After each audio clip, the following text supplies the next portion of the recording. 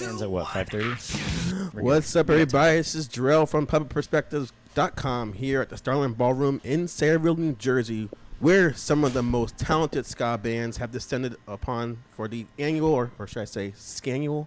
Oh, that's bad. Okay. There might be a lot of ska puns in this. You know what? Hey, then you know the name of this thing is really awful. So That's right, Jay. He's talking about Skanksgiving event tonight. And tonight on stage will be underground acts like the Planet Smashers. Catbite.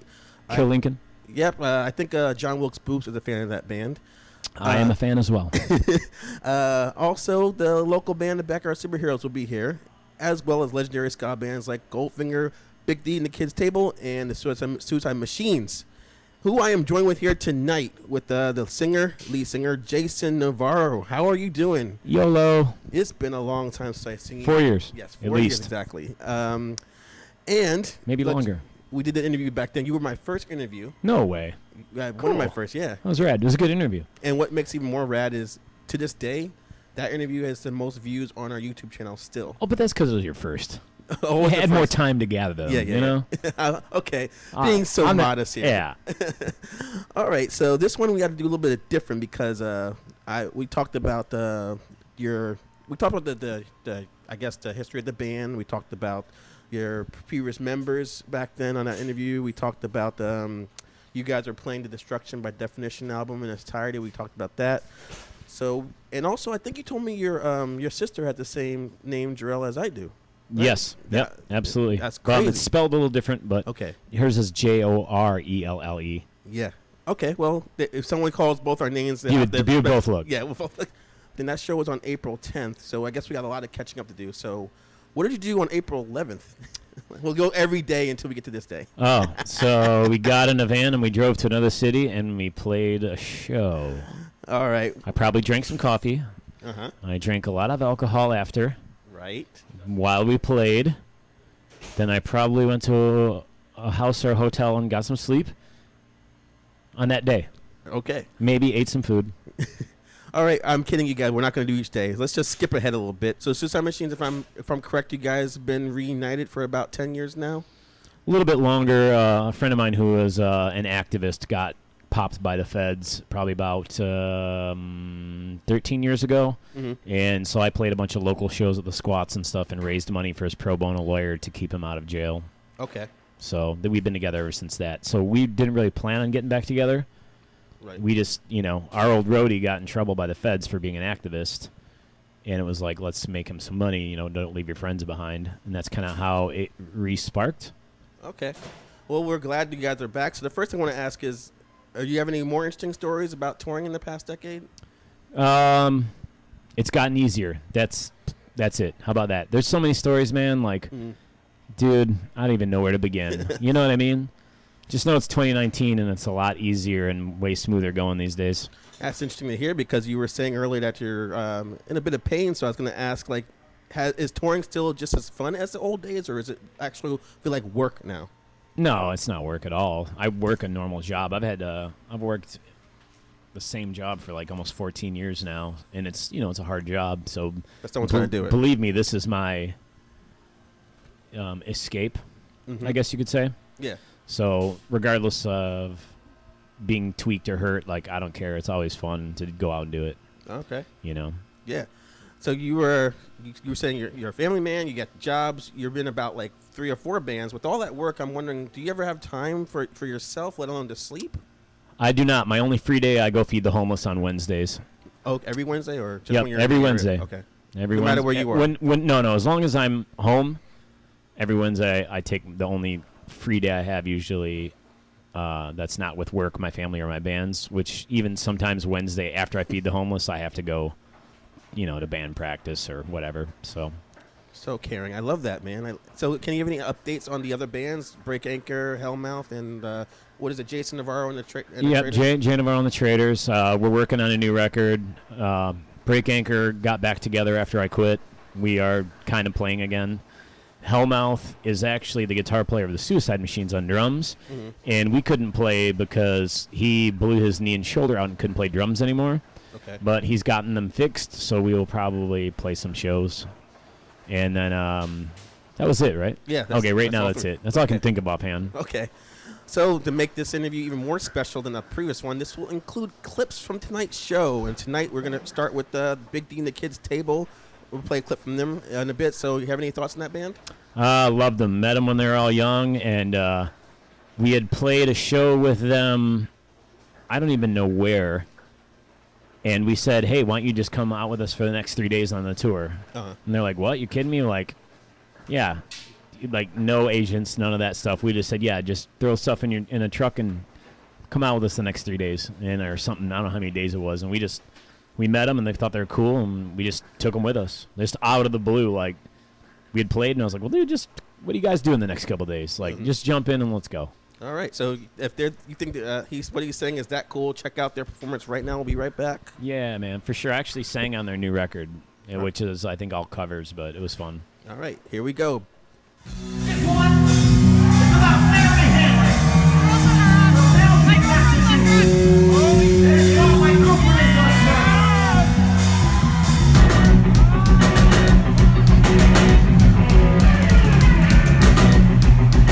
New Jersey, let's fucking see it!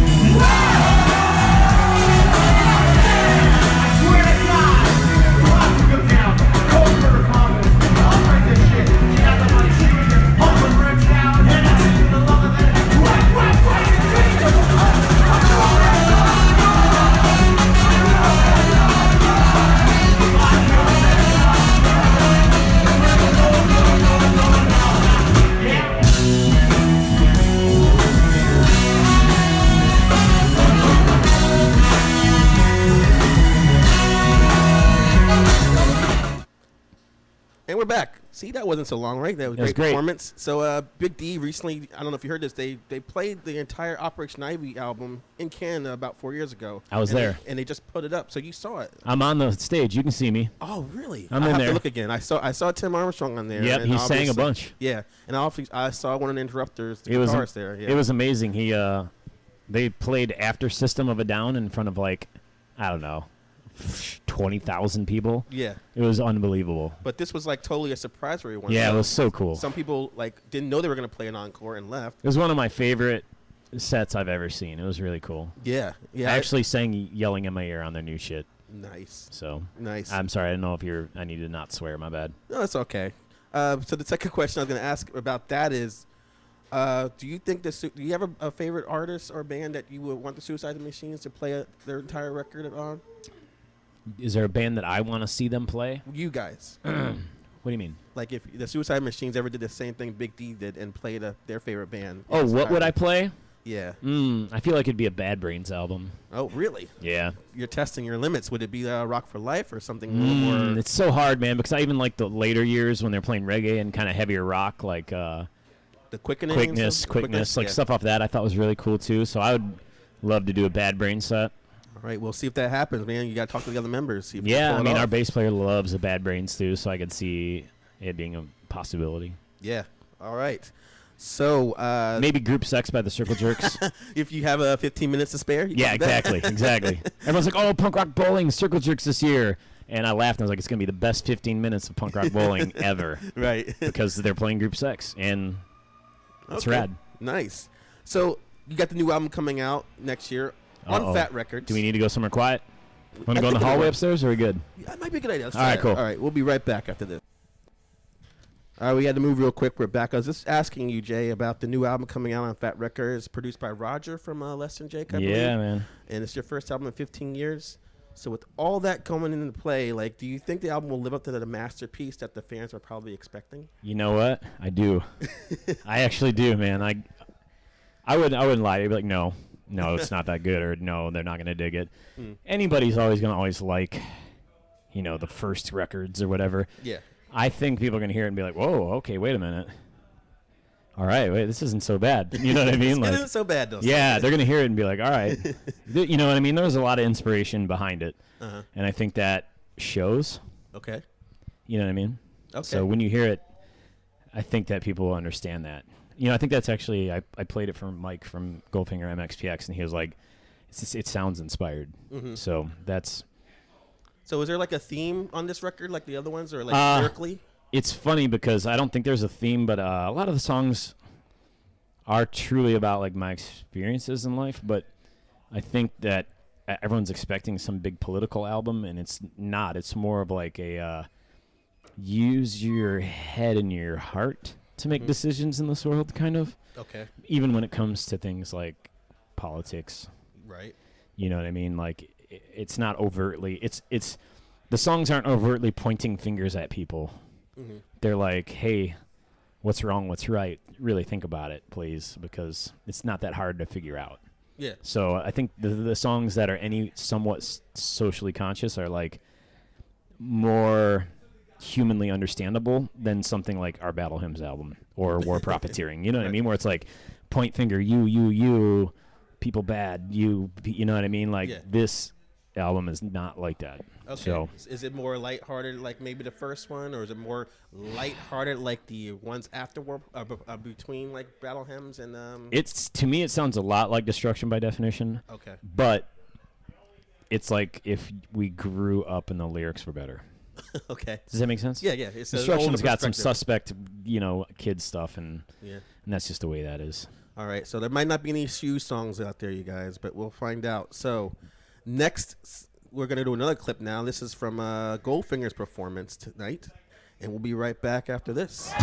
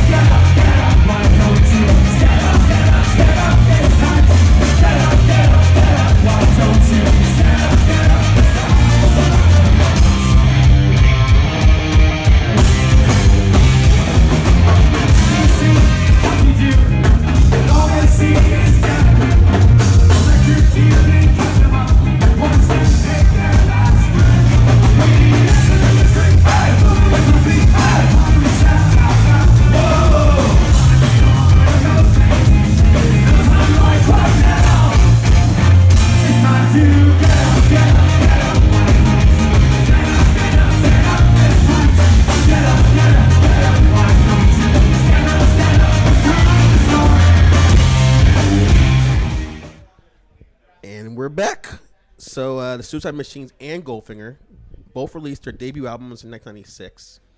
So I didn't get a chance to ask John this question, but I'll ask you. When you first heard Goldfinger's album, how did you feel about it? Whether it was like hearing the whole thing, or when you heard hearing My Bedroom song on the radio, what was your initial reaction? I didn't listen to the radio. Okay.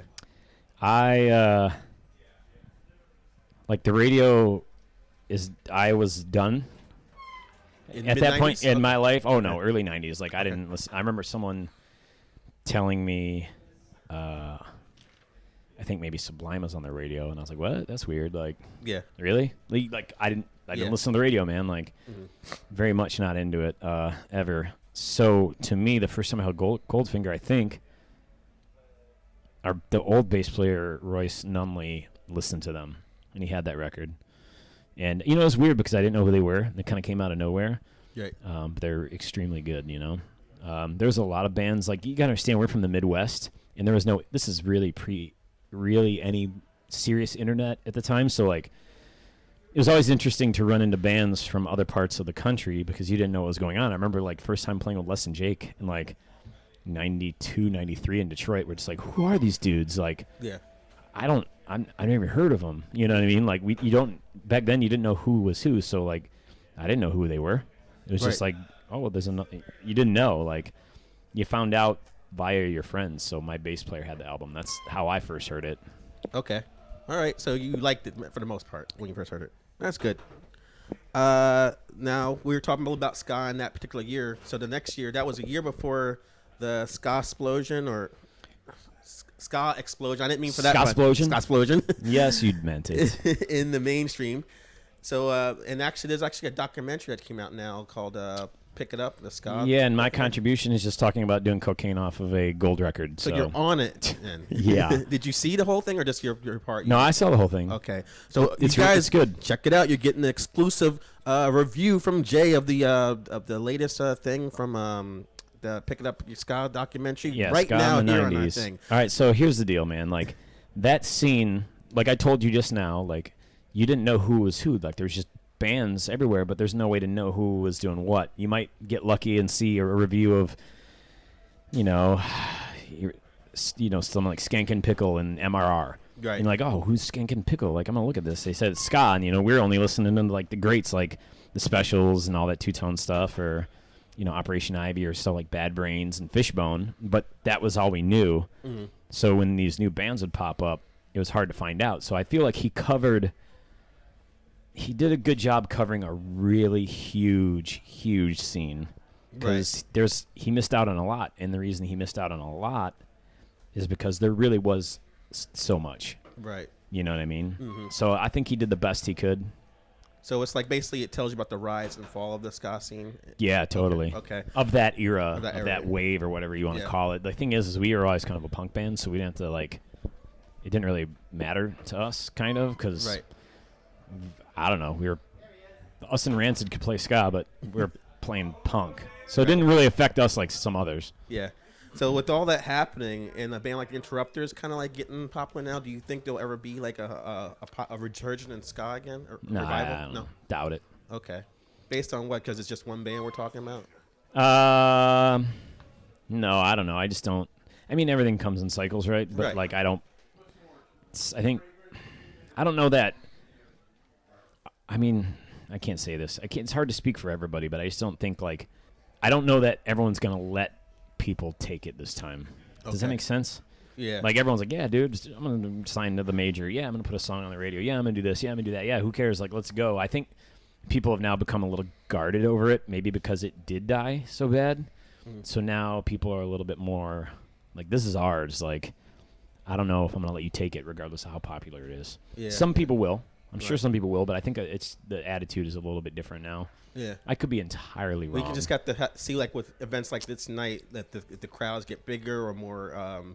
You go to school, like the kids listening to this right now, go to school, you see the kids that didn't listen to ska now listening to ska. If that all happens again, maybe. Maybe it will, but here's the thing, folks. This is just my opinion on it, which there's thousands of us out there playing it that I'm sure they have different opinions, So I can't say, and you know what? I don't really care either. So Yeah. I legitimately don't care if ska's ever big again, and it doesn't mean much of anything to me.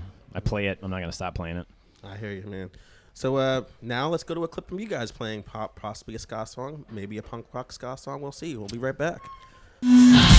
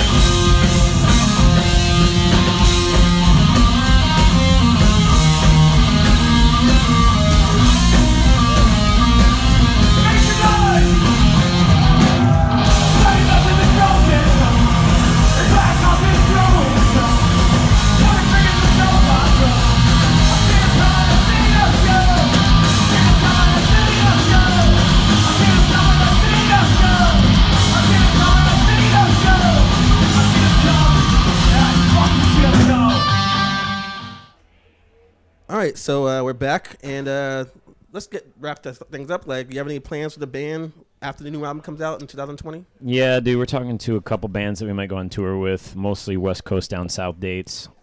Probably cruise out to the East Coast just for like weekends. Playing a bunch of European festivals. I'm really pushing to go play Mexico City. Okay. But it hasn't gotten put down yet into the books. But yeah, Europe is definitely on the horizon right now for us. All right, so For you sure. guys look out for them West coming Coast. all over the world. West Coast, Europe. West Coast, East Coast, all you can say. Plug your site, your website, or your social media, because Jay is very fluent on on Facebook. Dude, I'm a caveman.